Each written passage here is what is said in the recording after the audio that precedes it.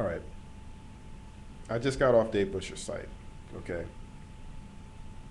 And he's added the Hyundai Genesis to his website. Okay. So what I want to do is I want you to follow me for 1 second. And I want you to imagine something. Okay. Now, I want you to picture Pussy Raid. Okay. Calling up the drive shaft shop. Okay. And I'm going to have a mock conversation with the drive shaft shop. Okay? So I'm going to play this out for you, and I want you to just understand how comical this is for me. Okay? Now, here I go.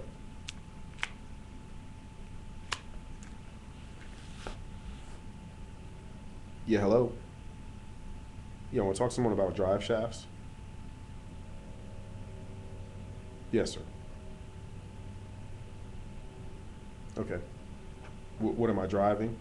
I'm driving a Hyundai Genesis. Yes, sir. Yeah, I'm looking for a level 5 axle from a Hyundai. Yes, sir. Level 5. That's correct. Mm-hmm. Okay. Thank you, sir. Now, I dare anybody to try and have that conversation without laughing because it's ridiculous to me. Now, let me explain something. A car is much more than its engine, and I will tell you right now, I don't care how far Hyundai has come. When you start modifying that car, everything around it is going to start to break. Now, by the time you finish building it to where it actually goes a reasonably fast time, picture this. Picture yourself driving a CLK 550. Because in the end, that's probably what you could have had after you finish piecing together a Hyundai. And it's still a Hyundai. And imagine that you're going to the track and you're unlatching your straps and you roll your car off the trailer and it's a Hyundai. Okay, granted it has an Evo 10 engine and all that shit, I'll give it that, it has that. Okay, that's great. What about the rest of the parts? I think in stock form it's a well put together car. Don't even think that it's going to be nearly the quality of some of the Evos that have been produced. Okay? Don't think that that car is not going to start breaking shit immediately. Okay? So what Dave's going to have to do is he's going to have to wait until people start producing parts for it, which means the guys that have all this engine shit and that are breaking shit on a regular basis, not only are they going to lose their warranty, but they're also going to be spending more time in the shop than they are driving. So you're going to be paying, you know, a $400 car payment on a car that you're not even driving right now. And since Dave doesn't manufacture any parts, he's just a vendor, what's he going to do for you? Because he's at the mercy of the manufacturers who are making these parts. I mean, I keep telling people, Dave doesn't make exhaust. He doesn't have a mandrel bender. Dave doesn't weld. He's buying his parts. He doesn't grind his own camshafts. Dave doesn't know anything about camshafts. Try to have a conversation with Dave about camshafts and see what he knows. He knows the camshafts that he sells.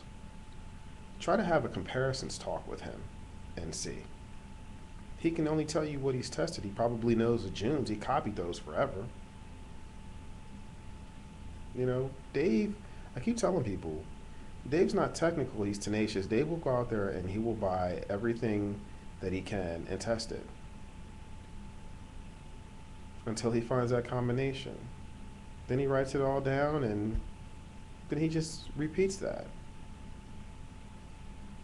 That's not talented. It's not. If I come in and I want a 9-second car, but I want it built differently, Dave's not capable.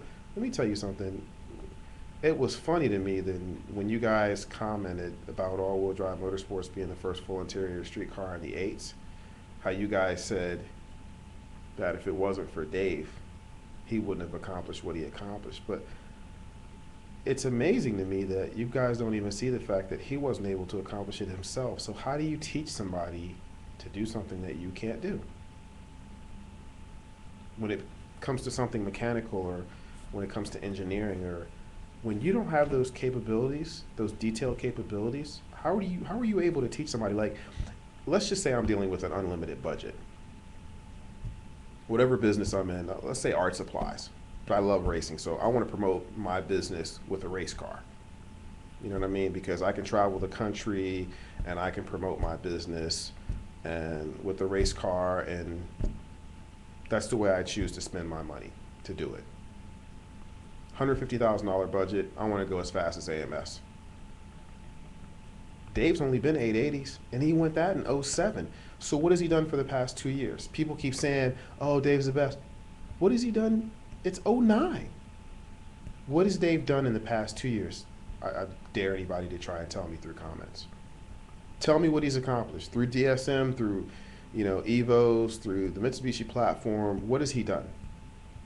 I can tell you what he's been vigorously trying to do. He's been vigorously trying to sell that race car because he wants to give himself an out so bad, so that he can tell people, if I still had my race car, I'd be going as fast as AMS, but I sold it because I got bored with it. You know why you got bored? Because you can't go any faster. You don't know how to dial the car in to go any faster. So how can I expect you to build me a car that's faster than the car you can't go faster with? If I come to you with an unlimited budget, because I don't think money at this point makes a difference. Dave doesn't charge himself to build his own race car.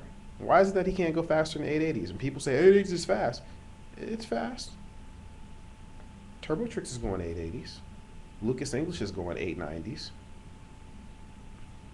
Mike from All Wheel Drive has been in business just a few years. He's going 890s in a full interior street car.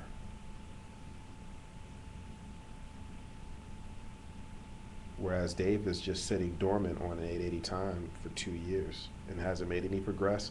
And people are looking at him like, people have the nerve to say he's a god. Like, where? Like Janet Jackson said, what have you done for me lately? He's done nothing in 2 years. And we'll see what he does during race season. I mean,